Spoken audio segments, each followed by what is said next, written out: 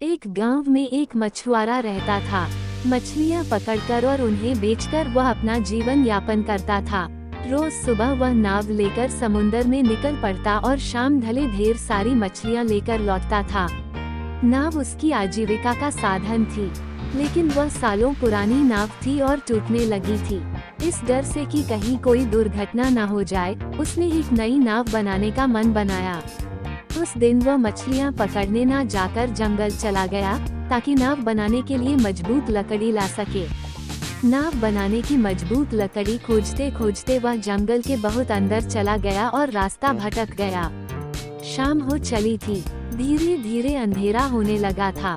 मछुआरे को समझ नहीं आ रहा था कि क्या करे, कहाँ जाए। तभी बादल घिर आए, बिजली चमकने लगी और जोरों की बारिश शुरू हो गई। मछुआरा रुकने के लिए आसरा खोजने जल्दी जल्दी आगे बढ़ने लगा। तभी किस्मत से उसे एक झोपड़ी दिखाई पड़ी। उस झोपड़ी की खिड़की से लालटेन को रोशनी नजर आ रही थी। मछुआरा उस झोपड़ी के पास पहुंचा और दरवाजा खटखटाने लगा। दरवाजा एक बूढ़े व्यक्ति ने खोला। उसे देख मछुआरे ने सारा हाल कह सुनाया और बोला, बाबा, मैं बड़ी मुसीबत में हूँ। ऐसी अंधेरी रात जंगल में कैसे गुजारूं? रात भर के लिए मुझे अपने घर आसरा दे दो। बूढ़े ने उसे घर में बुला लिया। मछुआरे ने देखा कि उस घर में एक बूढ़ी औरत भी है। उसने अनुमान लगाया कि वह अवश्य बूढ़े आदमी की पत्नी होगी। उसने उसे प्रणाम किया, लेकिन बूढ़ी औरत ने कोई उत्तर नहीं दिया और एक कोने में बने चूल्हे पर खाना बनाने लगी। बूढ़े व्यक्ति ने एक चटाई बिछाई और मछुआरे को उस पर बैठने को कहा। मछुआरा चुपचाप चटाई पर बैठ गया और इधर उधर देखने लगा।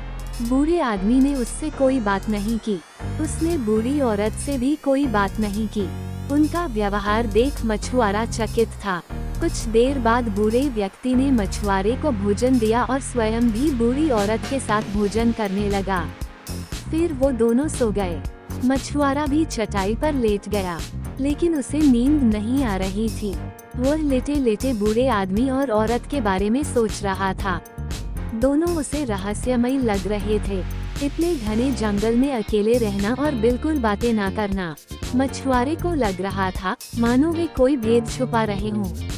वो ये सब सोच ही रहा था कि उसे एक आहट सुनाई पड़ी। उसने आंखें घुमाकर देखा तो हैरान रहा गया। बूढ़ा आदमी धीरे धीरे एक संदूक के पास गया और उससे एक टोपी निकाल ली।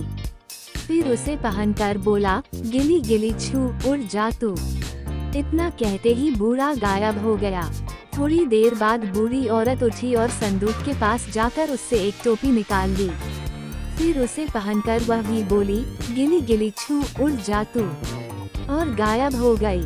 ये देख मछुआरा हक्का बक्का रह गया। अब वह झोपड़ी में अकेला था। उसने सोचा कि देखता हूँ कि उस संदूक में आखिर क्या है। वह संदूक के पास गया और उसे खोल दिया।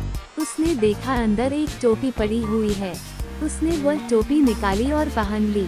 फिर बोला, गिली गिली छू उड़ जा तू। इतना कहते ही उसकी आंखों के सामने अंधेरा छा गया। उसे महसूस हुआ कि वह उड़ रहा है।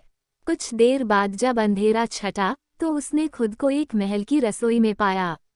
बूढ़ा आदमी और औरत भी वहां थे और एक कोने में बैठकर खाना खा रहे थे। मछुआरे को वहां देख वे आश्चर्यचकित रह गए, लेकिन बोले कुछ नहीं। जल्दी जल्दी खाना खत्म किया।